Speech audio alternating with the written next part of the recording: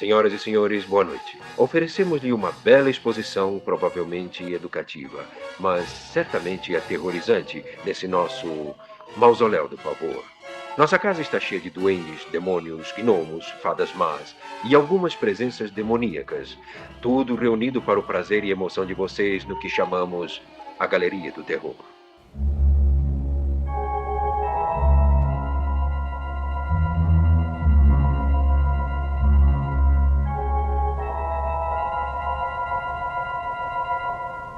Olá, seja bem-vindo a mais um programa sobre a série clássica Galeria do Terror. Eu sou Angélica Hellish.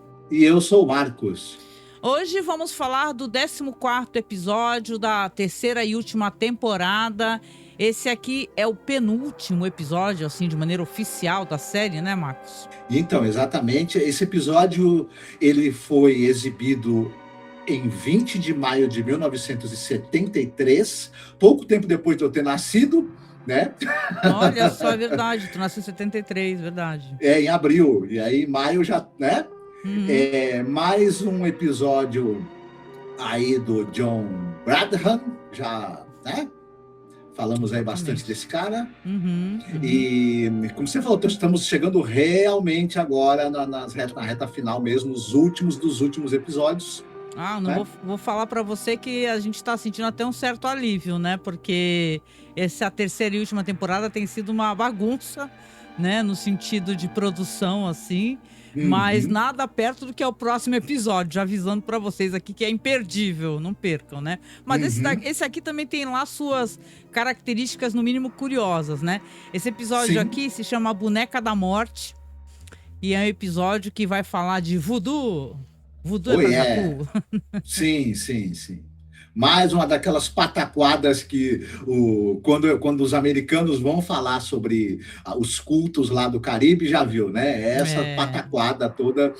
Mas tem até, a gente vai falar sobre o autor, né? Um cara justamente que é bem daquele eixo de várias histórias que a gente já comentou, adaptações de contos, que é aquele olhar estrangeiro mesmo, onde tudo é fantasioso, né? A cultura tem toda uma questão que às vezes não é muito bem desenvolvida, né? Devido até, penso eu, até pela questão cultural. Mesmo o cara, às vezes, crescendo ali no país, estando em outra região, mas por fato dele ser, que é o caso do Vivian, né? O nome do autor é Vivian, por sinal. Ele você vê que tem uma coisa, assim, de uma certa excentricidade. Eu acho que essa que é a palavra, né? Exatamente. Essa história ela se passa em algum lugar, não lembro de ter falado qual, das Índias Ocidentais Britânicas. Você vai falar, mas Índias? Que Índia? Esse lugar não é na Índia, não. As Índias Ocidentais Britânicas eram protetorados, né, britânicos, eram colônias britânicas no Caribe, viu, gente? Não tem nada a ver com Índia. Tinha esse nome, mas eram ilhas do Caribe que os britânicos dominaram por mais de 300 anos, e lá eles implantaram um sistema baseado na monocultura da cana-de-açúcar e na escravidão. É bem problemático, né? Mas a gente vai falar um pouco sobre o autor também, com certeza. Mas, assim, a princípio, né? Por enquanto, a gente pode falar o quê sobre questões de produção? A direção é, mais uma vez, do John Bradham. Ele dirigiu 6 episódios, então a gente já falou bastante desse diretor de origem inglesa, o diretor de Embalos de Sábado à Noite, né? Só para citar mais uma vez coisas que ele fez.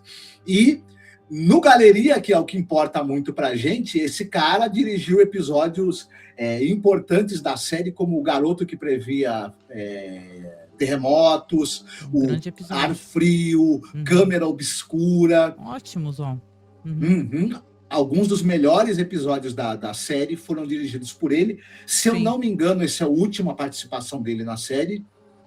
Com certeza, sim. Né? O roteirista é o Jack Gus. Esse Jack Gus, ele foi um cara que entre os anos 50 e 80, mais ou menos, ele foi roteirista bem ativo na televisão. E ele fez roteiros de muitas e muitas séries. Eu vou citar 2 aqui, que é o Medical Center e Daniel Boone, mas teve dezenas de outras. O conto é do Vivian Meek, Sei que você pesquisou e vai falar sobre ele, então... Vamos lá, então, falar um pouquinho sobre essa figura aqui, que é muito curiosa, né? Até pelo nome, porque você fala Vivian, né? Quando eu li assim, no roteiro, eu falei, ué, Vivian é uma mulher? Não, é um homem, né? O Vivian Meek, ele nasceu, diz que ele é nascido no mar, né? Só que está registrado, o registro do nascimento foi em Calcutá, em 1894, e ele é um cara que, como a gente estava conversando aqui, ele passou a infância ali com os pais, né? Que pelo jeito também viajavam à beça por aí, né? Pelo mundo, né? E no caso aqui, ele inclusive tem uma coisa curiosa, né? Ele afirmava já ter dado 3 voltas ao mundo antes dos 18 anos, Caramba. né? Eu acho que ele era um garganteiro, né? Mas tudo bem, né? Antes dos 18 anos, hein? Detalhe importante. E aqui, como é naquele episódio da Lagarta, que é um episódio bem perturbador que a gente comentou no final da temporada anterior, ele chegou a morar no Bornéu, né? E ele era jornalista, foi escritor, mas principalmente jornalista. E ele morou por muito tempo no Bornéu, né? Diz que, inclusive, ele tem alguns livros até interessantes, assim, de contos com esse olhar que a gente tá falando, esse olhar um tanto exotizante dos povos, né? Ele, enquanto estrangeiro, né? Ele tinha esse olhar exotizante disso.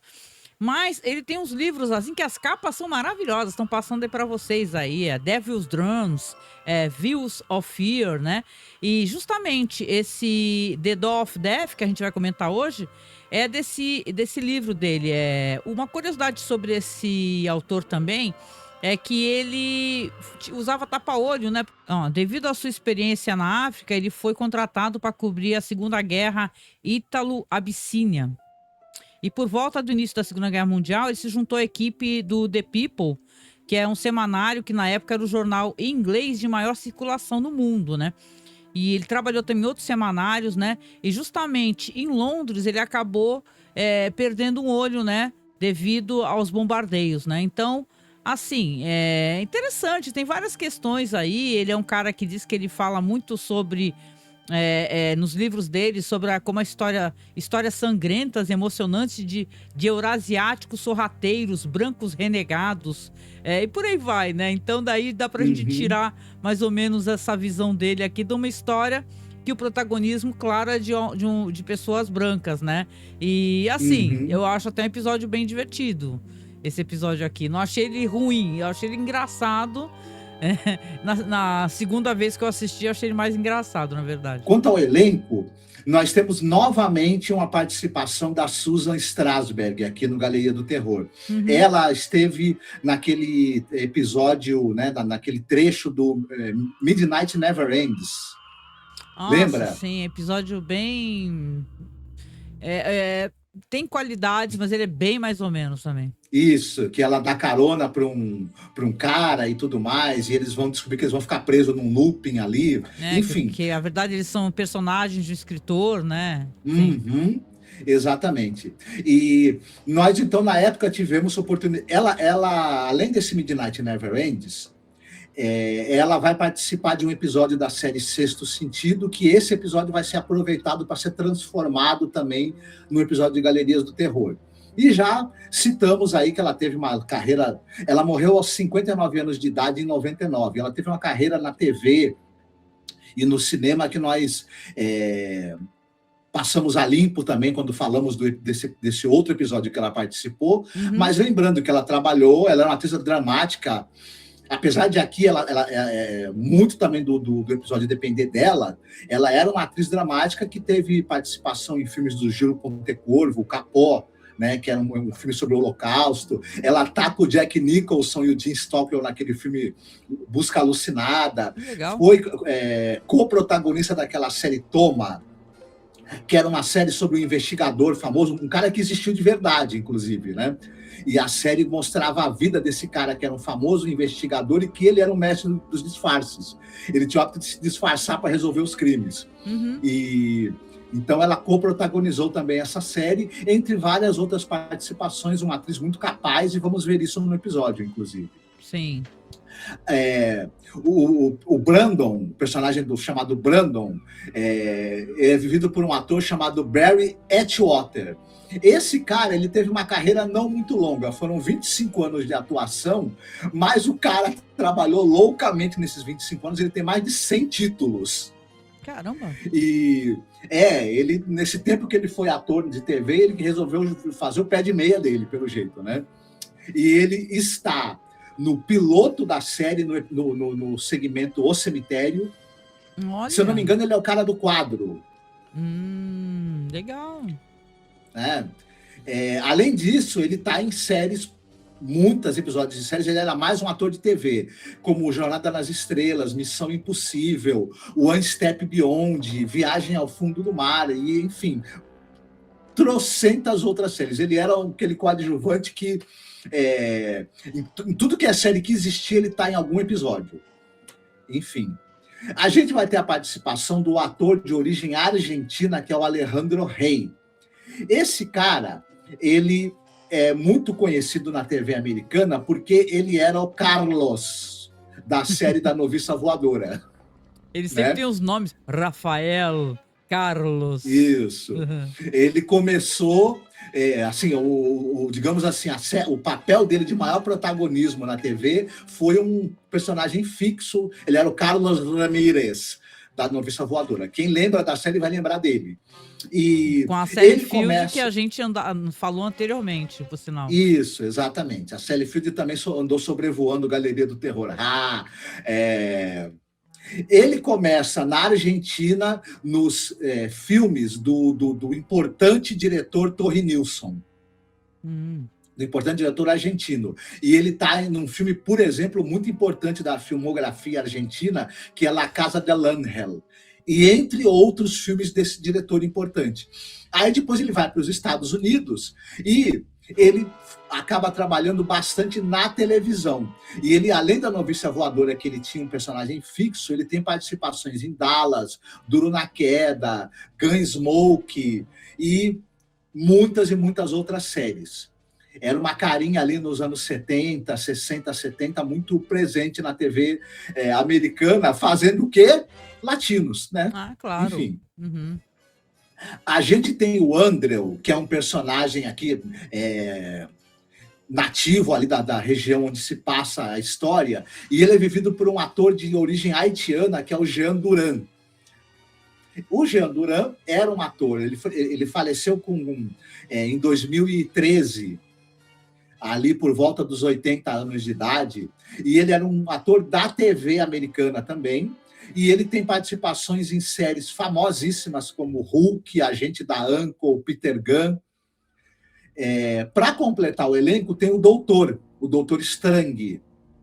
O Doutor Strange é vivido por um ator, também um ator de TV, chamado Murray Matheson. É um cara que ele teve 40 anos de carreira na TV americana, muito assim, entre os anos 60, 70, 50, 60, e ele está em séries assim como Battlestar Galactica, a Battlestar Galactica do final dos anos 70, tá, gente? Sim. Não confundamos com a dos anos 2004. Sim. A série das Panteras, Havaí 5-0, A Feiticeira. Ele tem muitas participações numa série chamada Banasek, que era uma série de policial também, e de investigação, enfim. É basicamente esse o nosso elenco. Comentar um pouquinho sobre o episódio, hoje é minha vez de comentar com vocês aqui. Vamos acompanhar aqui as imagens do episódio. A gente tem uma história aqui onde o britânico Alec Brandon, que é interpretado justamente pelo ator que você falou, Barry Atwater, é um cara assim meio coroa, tá na faixa dos 40 anos. Ele tá prestes a se casar com uma jovem, atraente moça chamada Sheila Trent, que é a Susan Strasberg.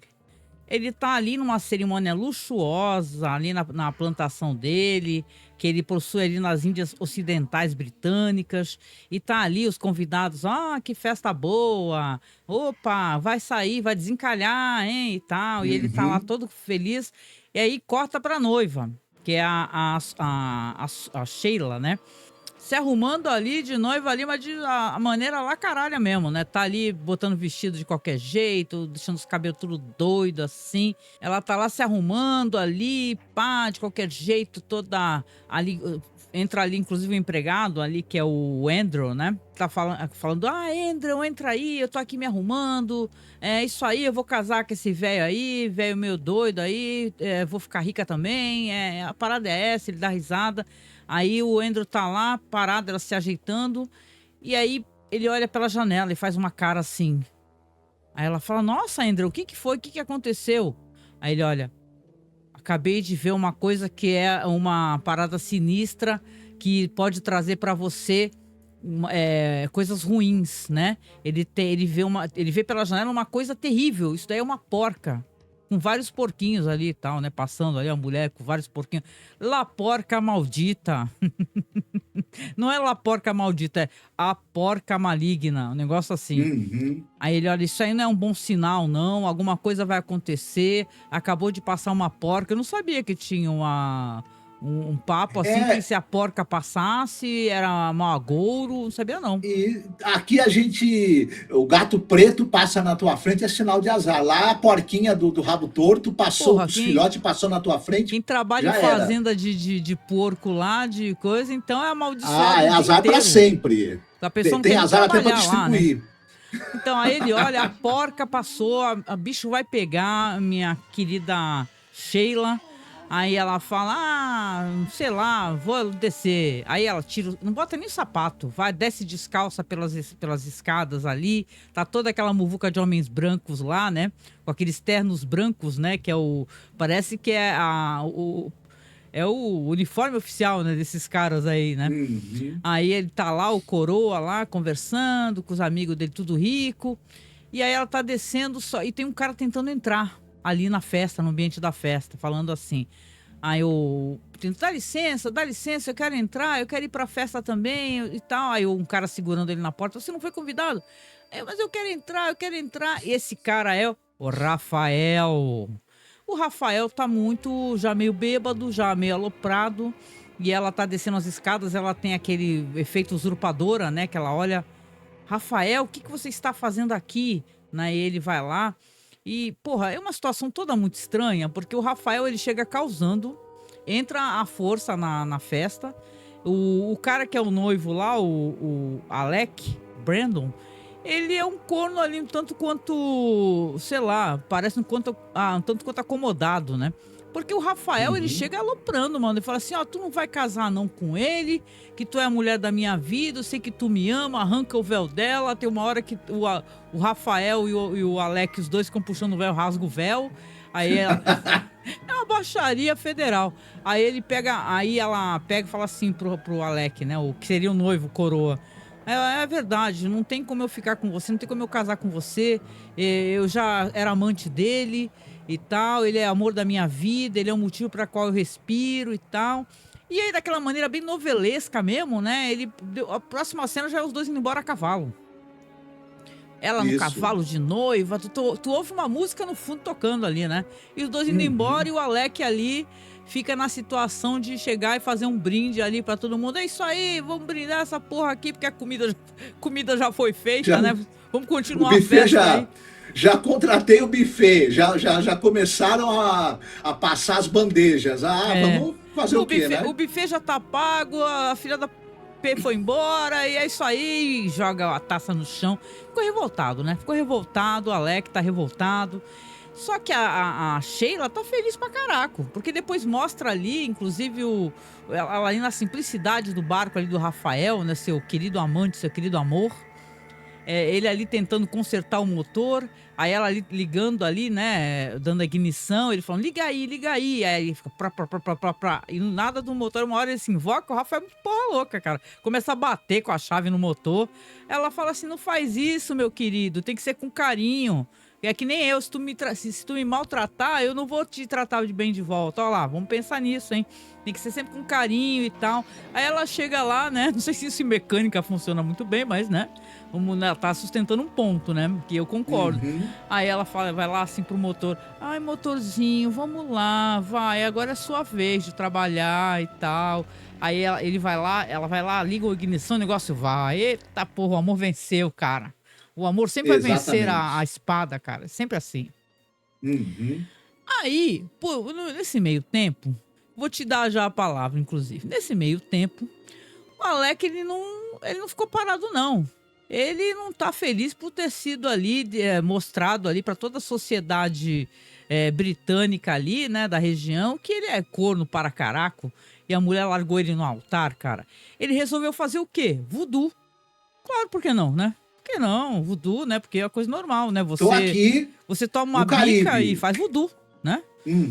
Aí o Alec vai lá, o Andrew tá lá, também tá sabendo. Ele fala, Andrew, você já encontrou? Aí aparece um cara lá com a coisa enrolada assim, né?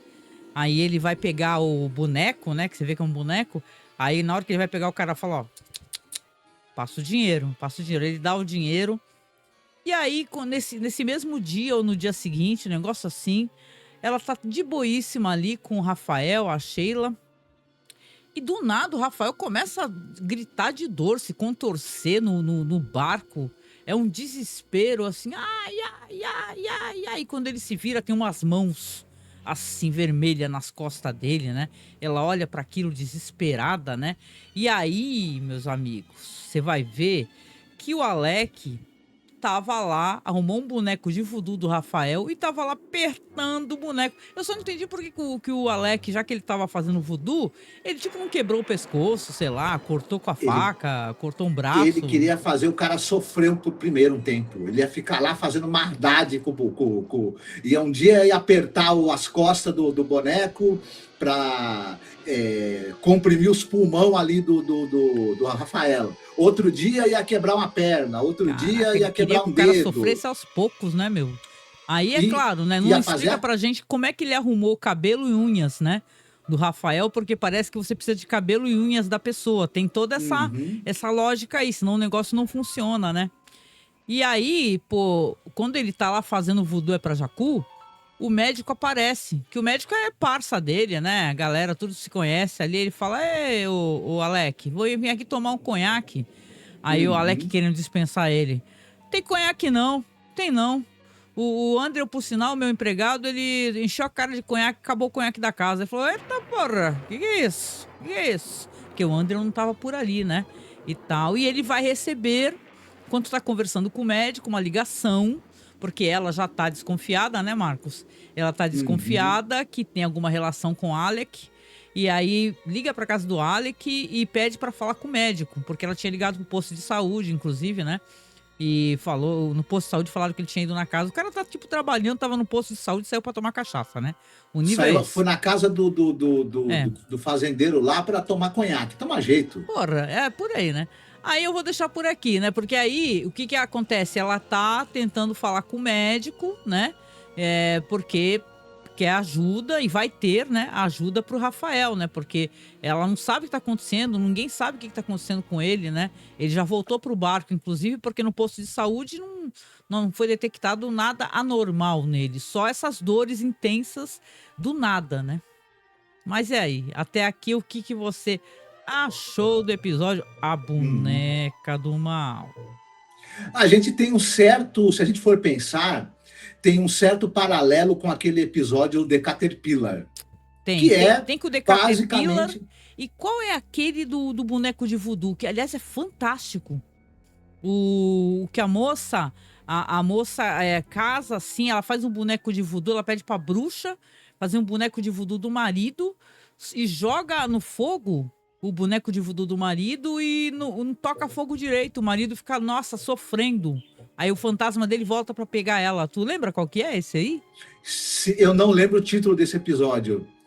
Não lembro agora, mas é verdade, tem isso, sim. E tem um outro também de boneca do mal, do cara lá que é um coronel, lembra?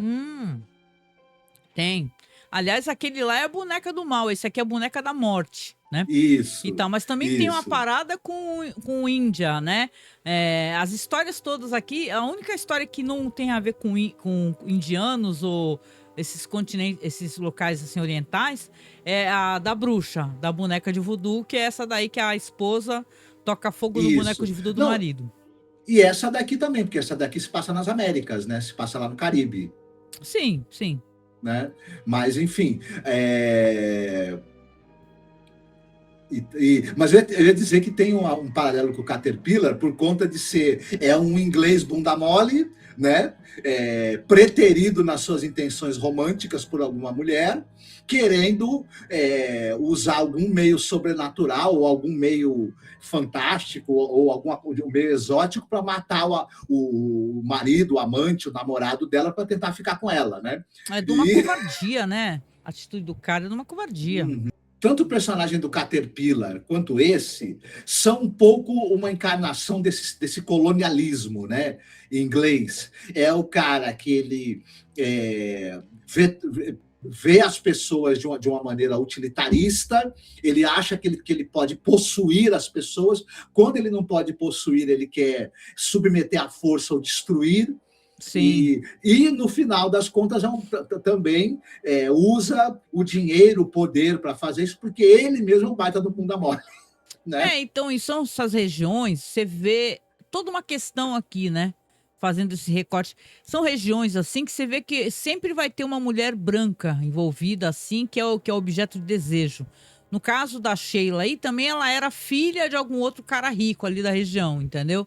Então, ela não é, mas não tão rica quanto ele, é que tá, né? Que ela fala que ele era muito rico, né?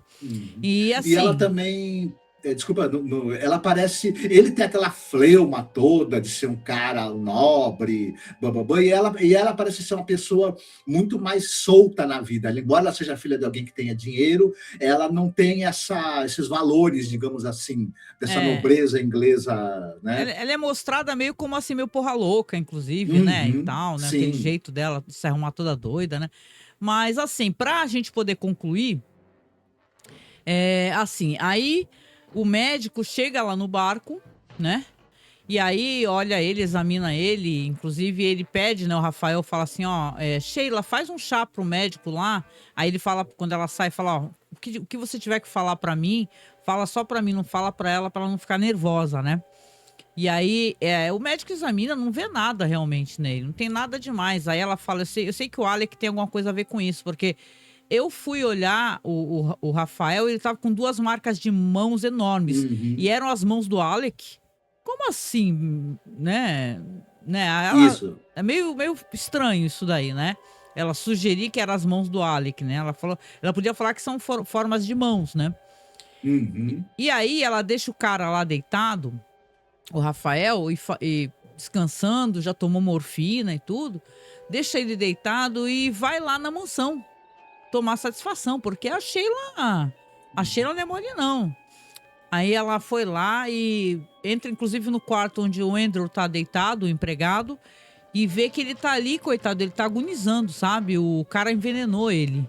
O Alec envenenou, porque ele tentou impedir que o Alec fizesse isso, né? Ele falou, eu tentei falar pra ela assim, né, deitado na cama, eu tentei impedir, mas ele não permitiu, né? Ele acabou me envenenando, acaba morrendo, né? Só que antes de morrer, ele mostra pra ela o anel, né? Fala que tem um anel que inclusive ela tá no começo, que é o anel que seria o anel de noivado dela, e ele dá na mão dela, fala assim, você tem que encontrar o boneco, que ele fala até de Juju, né? Boneco de Juju, pra poder tentar impedir que ele consiga fazer isso, né? E tal, porque ele tá realmente fazendo uma coisa muito errada, né? E acaba morrendo. Ela fica por ali e o Alec também tá lá na mansão e fala assim, Sheila, eu sei que você tá por aqui, pode aparecer. Aí ela tenta jogar assim nele um golpe, né? Falar assim, eu voltei, né? Eu fui com o Rafael, mas eu acabei descobrindo que não era o amor da minha vida, foi um grande erro que eu fiz, eu vim aqui pedir perdão pra você e tal, e ele tá lá só escutando e ela vai tentando enrolar, e tem uma hora que ele vai, pá, bate nela, olha que absurdo, né? Ele bate nela, já se vê dali que inclusive tem a violência ali também, né? e tal. Bate nela. E aí ele fala pra ela assim, eu sei o que você quer isso aqui. Aí mostra o boneco, né? Eu vou te mostrar, vou fazer na tua frente. Você vai ver, saber que o seu namoradinho vai estar agonizando ali, que eu vou apertar e vou quebrar osso por osso dele, eu vou acabar com ele, eu vou destruir ele. Aí ele fala assim pra ela, o Alec, fala assim, pode se despedir do teu namoradinho aí, porque ele já era, tu vai saber que ele morreu agora. Aí ela pega, abraça o boneco, né? E aí ela pega, abraça, chora, né, e tal. Aí ele arranca o boneco das mãos dela e pega, bate com tudo o boneco, assim, no balcão. A cabeça do boneco se destroça. Mas aí que vem o plot twist, meus camaradas. Ela tava com o anel na mão, que o Andrew falou pra ela, né, que tinha esse lance do anel, pra tentar dar um jeito de colocar o anel. E meio que se sobrepõe, talvez, na magia, é uma coisa mais personalíssima, né? Talvez o anel, né? Do que as unhas e o cabelo. Mais pessoal do que isso não tem, do que o cabelo, né? Mas também não é explicado, né? Isso daí. Aí ela tinha colocado no braço do boneco o anel, que é justamente do Alec, né? Que é da família dele, né? E ele é o último representante, aparentemente. E aí ele cai no chão estatelado. Aí a Sheila sai toda suada, chorando e feliz. E o Rafael, que tava lá gritando lá no barco, Sheila, Sheila, também aparece lá na porta da mansão. Os dois se abraçam, porque o amor venceu, meus amigos. E é isso aí. Acabou. É isso. Episódio divertido, gente. Episódio de voodoo. E assim, não é pra se levar muito a sério esse episódio. No final dessa temporada, o negócio, como eu comentei, acho que tá um vale tudo lascado, né? Tá qualquer negócio, né? Então... É o Lorde inglês frouxo e corno, é o Latin Lover bigodudo, a Sheila esperta, né? Porque o cara é meio burro também, né? O Alec Trent é um belo idiota.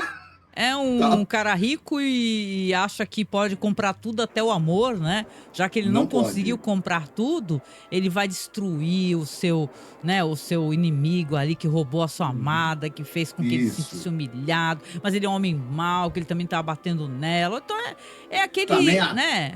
Assassinou o Andrew, né? Assassinou o criado Andrew, dele. Cara. O criado dele, o homem preto, assim. Você vê que a porca ali maligna, cara. A porca, ela... O negócio ficou louco a partir dali, né? Agora eu vou tomar muita atenção quando eu andar na rua, se passar uma porca com vários porquinhos. Eu vou falar, caraca, o que vai acontecer agora, cara? Não sabia que tinha isso. Exatamente. E aí nós temos essa mistura de folhetim mexicano com cripta do terror, porque essa história poderia mesmo ser tranquilamente, né? Eu achei ela muito cripta. Eu até comentei contigo, eu falei, caraca, é muito cripta. Porque quando a gente lia os quadrinhos, a gente chama de cripta, mas tinha aqui no Brasil Calafrio, né? E tal, e outras versões. Tinha essas histórias, cara. Entendeu? Que era esse folhetim mesmo, de gente se traindo e coisa rápida, ó, papum, a vingança chegou, né? O mal maior venceu, ou o bem maior venceu, né?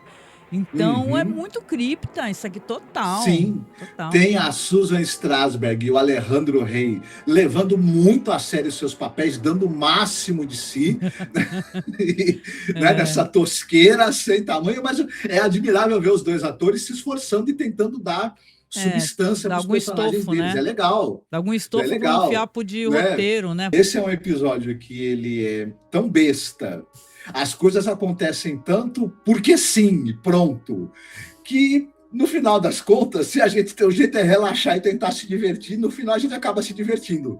É verdade, é verdade. Assim, pra gente poder dar uma recheada também no episódio, pra ficar uma coisa interessante, tem algum filme assim, dentro dessas histórias, sei lá, de voodoo, de boneca voodoo, que te interessa? Boneca, exatamente, não sei se eu vou lembrar. Tem aquele famosíssimo A Serpente e o Arco-Íris, né? Pô, esse é antigo, hein? E tudo Puma, que né? E ele é inspirado num suposto livro de um antropólogo também. Nossa. Que diz que é uma um história negócio real, meio... né, e tal, que tem... Enfim, o livro foi um grande sucesso na época, inclusive no Brasil foi muito vendido esse livro, A Serpente e o Arco-Íris. E é sobre essas coisas dos cultos, né, relacionados ao voodoo no Caribe, nas Antilhas, etc e tal.